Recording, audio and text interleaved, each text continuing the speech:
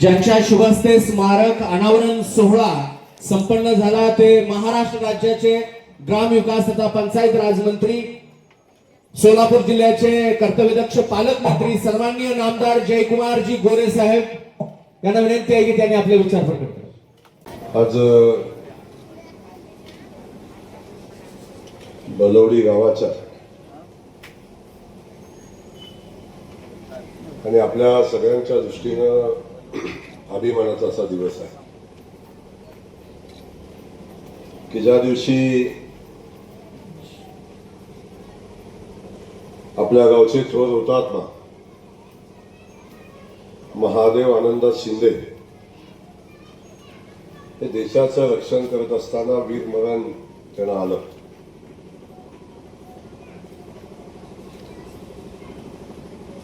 मला वाटतंय 67 साली त्यांना वीरमरण आलं। 31 आणि 26 59 वर्षानंतर सातत्यानं गावानं त्यांची आजपर्यंत गावाला आठवण होती, पण 59 वर्षानंतर सुद्धा गावकऱ्यांच्या मनामध्ये एवढं प्रचंड प्रेम, एवढी प्रचंड आस्था ही एखाद्या वीर सुपुत्राबद्दलच असू शकते, दुसऱ्या कोणाबद्दल असूच शकत नाही। जन्मदाता बापाला सुद्धा माणसं कार्य झालं आणि वर्ष श्राद्ध झालं की तिथनं पुढे विसरायला चालू होतं, पण 59 वर्षानंतर पुन्हा या हुतात्मा महादेव आनंद शिंदे यांचं स्मारक करण्याचा निर्णय गावकऱ्यांनी घेतला।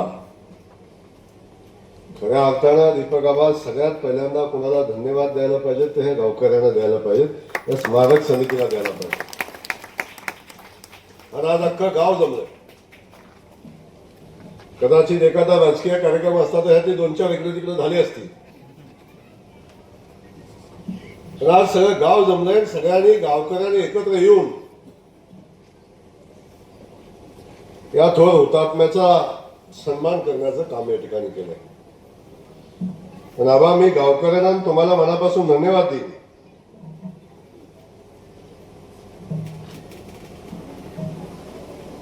की अशा एका कार्यक्रमाला तुम्ही मला प्रमुख पाहुणा म्हणून या ठिकाणी बोलवलं। मला स्वतःलाही माझं मी भाग्य समजतो की ज्यांनी देशासाठी आपलं वीरमरण पत्करलं, अशा माणसाचा सन्मान होत असताना मला या कार्यक्रमाचा भाग होता आला। त्यामुळं तो हुतात्मा महादेव आनंद शिंदे यांना विनम्र असं अभिवादन करतो, त्यांच्या कर्तृत्वाला अभिवंदन करतो। आपल्या सगळ्यांना धन्यवाद देत असताना आज या कार्यक्रमाच्या निमित्तानं आपल्या सगळ्यांसोबत उपस्थित असलेले या तालुक्याचे आमदार, माझे मित्र सन्माननीय बाबासाहेब देशमुखजी, आणि ज्यांनी या कार्यक्रमाला येण्यासाठी मला सातत्याने आग्रह केला त्याच्या कार्यक्रमाचे अध्यक्ष, या गावचा भाचा, या गावचा जावई, आणखीन काय आहे का?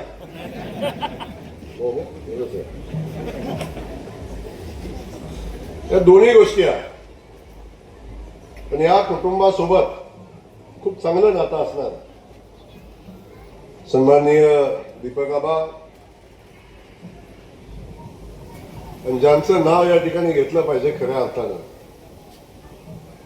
ते आमच्या वीर पत्नी।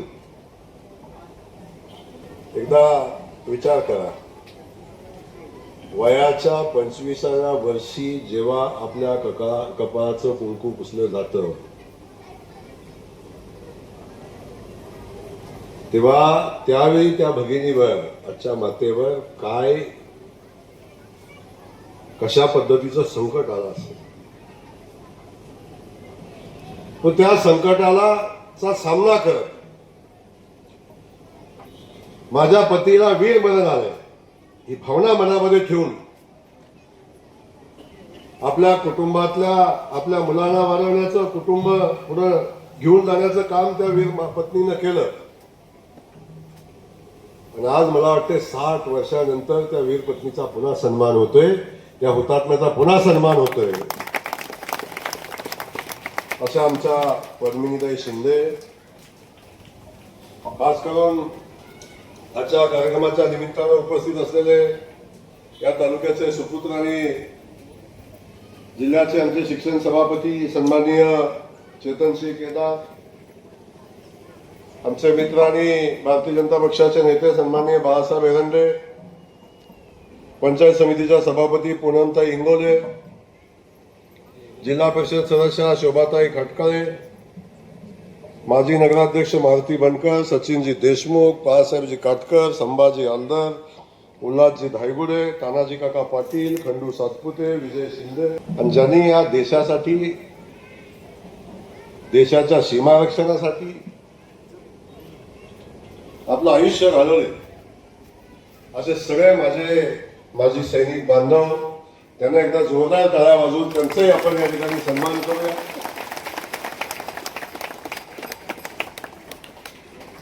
आपण शांतपणे झोपू शकतो, आपण आपली कामं शांतपणे मनापासून आपापल्या गावात कामं करू शकतो, आपलं जीवन आनंदाने जगू शकतो.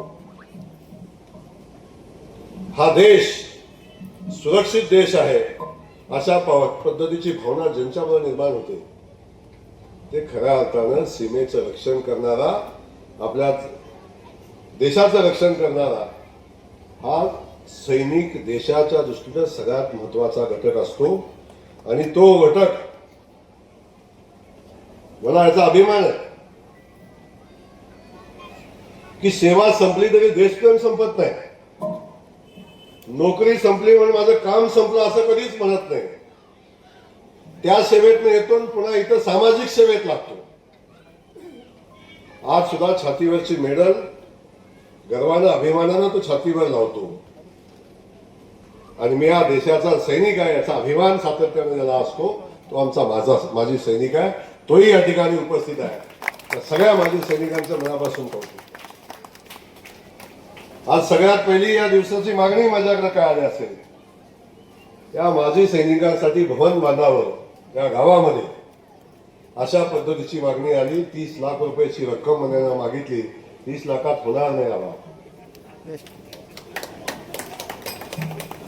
30 लाखात होणार नाही. इथं सैनिकांची संख्या मोठी दिसते आणि आमच्या माजी सैनिकांच्या सन्मानाला शोभेल अशी माजी सैनिकांचं भवन या गावात झालं पाहिजे. 50 लाख रुपये भवनासाठी आपण देऊ. आणि आजपासून 1 वर्षाच्या आत ते भवन उभं करू. फक्त जागा तुम्ही द्या.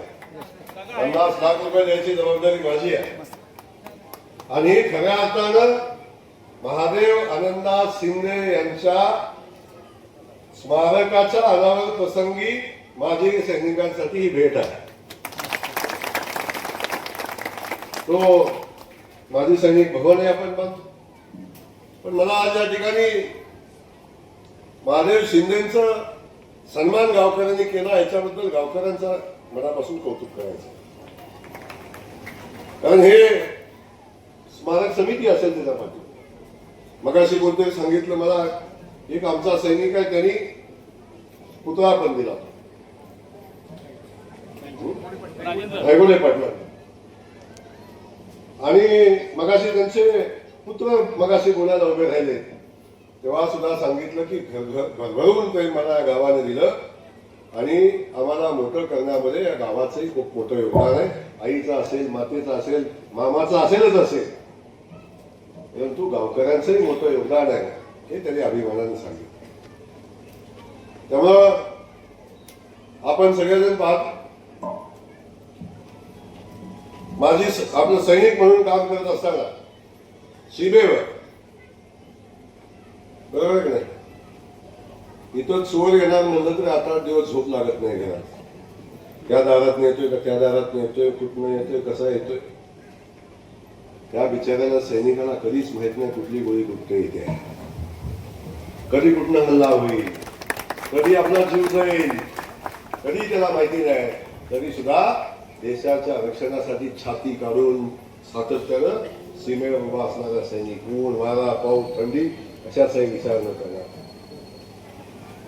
-10-20 डिग्री टेम्परेचर असलं तरी त्याही परिस्थितीमध्ये म्हणजे जिथं पाणी गोठलं जातं, जिथं पाण्याचा भर पडतो, तिथं सुद्धा आमचा सैनिक देशाच्या रक्षणासाठी पर्वतावर जाऊन उभा राहतो आणि छातीची ढाल करून देशाचं रक्षण करतो. आणि म्हणून आपण सुखाने राहतो, गावात भांडणं करतो, गावात राजकारण करतो, म्हणून गावात एकमेकाचे जिरवतो. म्हणून बघा काय जगात चाललंय, इस्रायलमध्ये काय चाललंय, इराणमध्ये काय चाललंय, इराक कुठं गेला, अफगाणिस्तान कुठं गेला, नेपाळचं काय झालं, श्रीलंकेचं काय झालं, काय परिस्थिती आपण सगळ्यांनी अनुभवलेली आहे. पण या सगळ्या परिस्थितीमध्ये आज भारत दिवसेंदिवस आमचा भारत मजबूत होतो, याला कारण आमचा सैनिक आहे. म्हणून आज आपल्याला या ठिकाणी सांगायचं, देशाच्या सैनिकाचं सगळ्यात मोठं योगदान असते. आणि मला वाटतं देशात सगळ्यात जास्तीचा सन्मान कुणाचा असेल तर आमच्या स्वातंत्र्य सैनिकाचा आणि आमच्या सैनिकांचा. ज्यांनी देशाला स्वातंत्र्य मिळवून दिलं तो आमचा स्वातंत्र्य सैनिक, आणि मिळालेल्या स्वातंत्र्याचं रक्षण करणारा आमचा हा सैनिक. आजही आपण सगळेजण पाहतो, अनेक लोक जातात. आता वीर मरण आलं, माझं तर म्हणणं आहे वीर मरण येणं कुटुंबासाठी एका बाजूला दुःख असतं, आपल्या घरचा पोटचा गोळा गेला, आमचा आधार गेला एका बाजूला असतं, परंतु मरण कधीच कुणाला चुकलं नाही. मरण कधीच कुणाला चुकलं नाही, कधीतरी येणंच आहे ते. परंतु वीर मरण यायला सुद्धा भाग्य लागतं, वीर मरण यायला सुद्धा भाग्य लागतं, तिरंग्यामध्ये जायला सुद्धा भाग्य लागतं. तिरंग्यामध्ये जायला सुद्धा भाग्य लागतं. मी राज्याचा मंत्री आहे, कदाचित मंत्री म्हणून मला तिरंगाही लावतील, पोलिसांचा सॅल्युटही होईल, पण या देशामध्ये गेल्यानंतर मिलिटरीच्या जवानांचा सॅल्यूट फक्त वीर जवानालाच मिळतो, दुसऱ्या कोणाला मिळत नाही. पंतप्रधानाला मिळतो, पंतप्रधानाला मिळतो आणि मला वाटतं गृहमंत्र्यांना मिळत असेल, त्याच्या पलीकडे मला नाही वाटत तो सॅल्यूट कुणाला मिळतो. ते नशीब, ते भाग्य आमच्या वीर सैनिकाचं असतं. राष्ट्रपतीला मिळतो, हे बघा, राष्ट्रपती, पंतप्रधान, गृहमंत्री या पंक्तीत आमचा देशाचा वीर सैनिक असतो, वीर हुतात्मा झालेला सैनिक. हा सन्मान, मान सन्मान मृत्यूनंतर फक्त आमच्या वीर सैनिकाला असतो. त्यामुळं आज बघतो आपण 59 वर्षानंतर सुद्धा गावांनी त्या वीर सैनिकाचा सन्मान, हुतात्मा सैनिकाचा सन्मान करण्याचं काम केलं.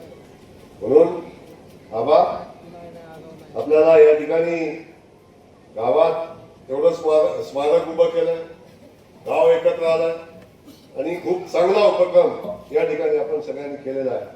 याचं आबा मी मनापासून कौतुक करतो. आबा जसं बोलायला उभं राहिलं, लोण्याचा गोळा घेऊनच उभा राहिला. पालकमंत्री किती चांगला आहे, किती कशालाच नाही म्हणत नाही, कसं करतो, हे सगळं सांगितलं. ही कला पण फक्त सांगोलावाल्याच जमते. निवडणुकीत लढतात एकमेकाच्या विरोधात, बरोबर काय, पण लढलेलं गडी पुन्हा एका स्टेजवर फक्त सांगोल्यातच येतं, दुसऱ्या कुठे येत नाही. तालुक्याचा विषय आला की एकत्र यायचं, ही संस्कृती आबासाहेबांनी घालून दिली, सांभाळण्याचं काम त्याच्या मागे आजही ही सगळी मंडळी करतात.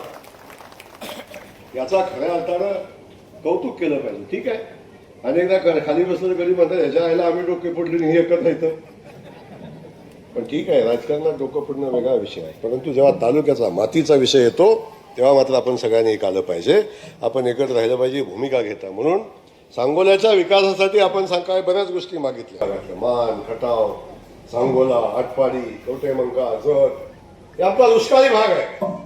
त्या दुष्काळी भागात आपण 200-300 किलोमीटरवरनं पाणी आपण आणलंय आणि ते पाणी ज्या ठिकाणाहून येतं त्या ठिकाणात चांगला पाऊस झाला आहे म्हणून आपली सगळी धरणं भरलेली आहेत, म्हणून पाणी सोडायला अडचण येणार नाही अशी परिस्थिती आहे.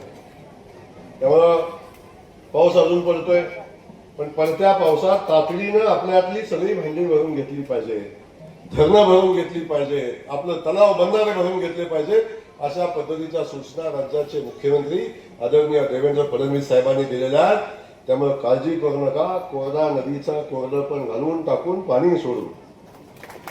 आणखीन कुठं पाणी सोडायची आवश्यकता आहे तिथंही सोडू, लाभ क्षेत्रात सोडू, निरा पाचवा सोडू, सगळं सोडू. फक्त खाली वरनं खाली येऊ द्या.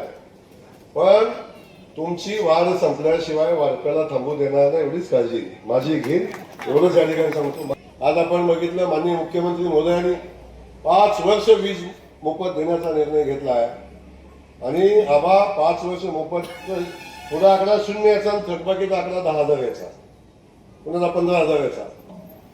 8-10-15 दिवसांपूर्वी मुख्यमंत्र्यांनी निर्णय घेतला. आता पुढचा आकडा 0 आणि मागचा आकडा 0, 48,000 कोटीची थकबाकी आता माफ केली. एका बाजूला शेतकऱ्याचं कर्ज माफ केलंय. तर हे सगळं झालं तरी सुद्धा पाणी आणि लाईट आम्हाला मिळाली पाहिजे ही शेतकऱ्यांची माफक अपेक्षा आहे. आणि त्यासाठी मी तातडीने MSEBला सूचना देईन. काय अडचणी आहेत बघून घेऊ आणि त्या अडचणी सोडवू आपण. आता आपल्याला देवेंद्र फडणवीस साहेबांनी निर्णय घेतलाय 8 तास शेतकऱ्यांना वीज मोफत दिली पाहिजे आणि दिवसा दिली पाहिजे. त्याच्यासाठी आपण बघता गावागावामध्ये सोलरचे प्लॅन्ट चालू आहेत. काय अंतिम टप्प्यात आहे, काय कार्यान्वित झाले, काय होतील. जेव्हा हे सगळे प्लॅन्ट चालू होतील तेव्हा लाईट आपल्याला कमी पडणार नाही आणि मोफत लाईट आपल्याला मिळेल. त्यासाठी माननीय मुख्यमंत्री महोदयांनी निर्णय घेतलाय, त्याचं या ठिकाणी मनापासून कौतुक करू. पण पुन्हा एकदा आपण जी भूमिका मांडलेली आहे MSEBच्या प्रश्नासंदर्भात तातडीची बैठक आपण करू आणि इथला प्रश्न मार्गी लावू. किती गोष्टी स्वीकारल्या आपण. आता ही गोष्ट स्वीकारली, थोडा त्रास होतो. चांगली गोष्ट स्वीकारताना त्रास होतो, बरोबर नाही. जेव्हा आपल्या रोगाला औषध असतं, लिंबाचा पाला दिला तर आपण खातो कसं नाही खात, पण जो लिंबाचा पाला खातो त्याचा इम्पॅक्ट चांगलाच येतो. थोडासा त्रास होणार आहे सुरुवातीला, कारण सहज आम्हाला बटणं दाबायची सवय आहे ना, आकडा टाकायची सवय आहे, बटणं दाबायची सवय आहे. पण शेतकऱ्याची चूक नाही. शेवटी शेतकऱ्याला वीज पाहिजे. आमची शेती आहे, ती शेती शेवटी सरकार कुणाचं आहे, कुणाचं आहे, शेतकऱ्यांचं सरकार आहे ना. आपलंही काम चांगलं राहिलं पाहिजे, आरोपी पकडले पाहिजेत आणि कारण सांगणारा कधी यशस्वी होत नाही. आता काय संबंध आहे तिकडे चोर पकडायचा, वाहन असायचं नसायचं काय संबंध आहे. अरे पोलिसांनी सांगितलं इथला कुठलाही गडी आता लगेच फॉर्च्युनर देतोय त्याला, का नाही देतील का नाही. आवा तुम्हीच द्याल पहिले. पावायचं म्हणलं अवघड नाही करू, पण शेवटी पोलीस त्यांचं काम करत असतो, शोधत असतो, करत असतो. आपण काय म्हणतो की पोलिसांना का सापडत नाही, का असं सापडायचं, आपणच सांगत नाही तर काय करायचं. त्यामुळं आपल्या सगळ्यांना माझं सांग, पोलीस खातं चांगलं काम करेल, काय अडचण नाही, त्यांना व्यवस्था उभ्या करून देऊ. पण आज मला खरं तर मनापासून आनंद आहे या ठिकाणी आपल्या सगळ्यांसोबत येता आलं, बोलता आलं. खास करून आमच्या हुतात्मा महादेव शिंदेजींच्या या स्मारकाचं अनावरण करण्याचा योग आला. मनापासून आपल्या गावकऱ्यांचं आभार. आणि खास करून पद्मिनीताई या ठिकाणी उपस्थित आहेत. आयुष्याची 60 वर्ष त्या माऊलीनं कशी काढली असतील बघा. त्या माऊलीला खरं तर वंदन आहे. त्या माऊलीचं मनापासून या ठिकाणी माऊलीलाही वंदन करतो. आणि त्यांच्या कुटुंबानं किती त्रास सोसला असला तरी देशासाठी जो त्याग केला आहे याचा आम्ही सगळे सन्मान करतात. गावकरी देश सन्मान करतो हे या ठिकाणी सांगतो. आपण सगळे खास करून आमची शाळेतली मुलं आज शांत बसलेली आहेत. हो शाळेवाली आहे का इकडं. भारत माता की. आता एकदा थांबा, एकदा त्यांनी आवाज द्यायचा आणि एकदा तुम्ही द्यायचा. आता तुम्ही नका बोलू. भारत माता की. तुम्ही आता बोलू नका. भारत माता की आता पहिल्यांदा कॉम्पिटिशन केलं तर मगाशी हळूच चाललं होतं काम. धन्यवाद. जय हिंद, जय महाराष्ट्र.